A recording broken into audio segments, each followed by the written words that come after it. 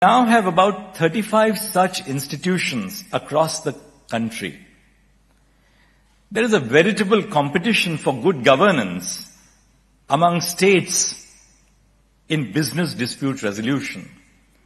Typically, we think of federalism as a political concept, but truly, the Indian federal structure is now becoming a platform for healthy competition among states to produce the best business outcomes, including in dispute resolution.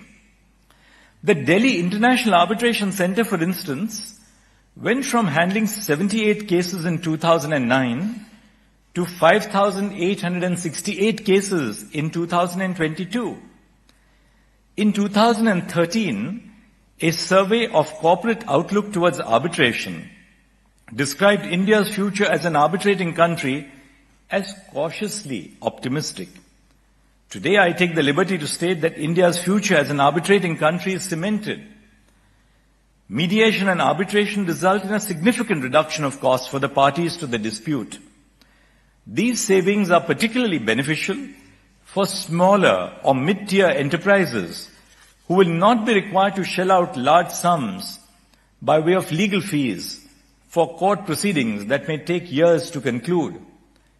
As legal fees explode through the roof in India, the bottom line is engaging the attention of corporate India as well.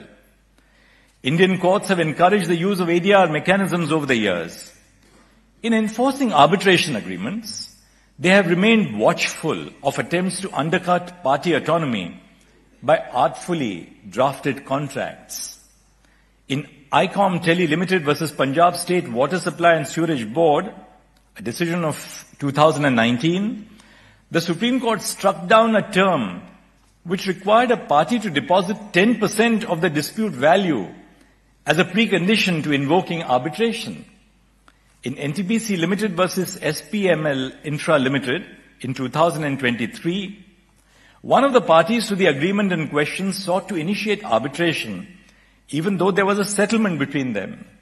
A Supreme Court bench of which I was a part reiterated that disingenuous litigation cannot be tolerated in the name of party autonomy. I would also like to take this opportunity to share some recent initiatives of the Supreme Court of India with you. How can I miss this opportunity as the head of the family?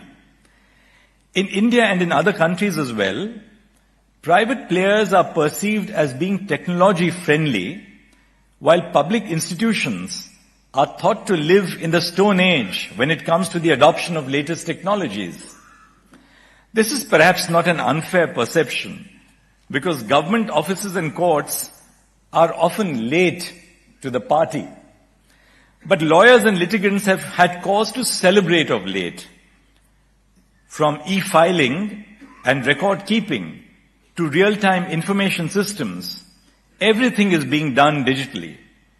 Electronic case management systems are available at the click of a button. Today, the Supreme Court of India has onboarded all its data on the National Judicial Data Grid in a new era of transparency and accountability. The Supreme Court issues entry passes through a virtual platform, almost 700 of them which are issued every day to people who visit our court.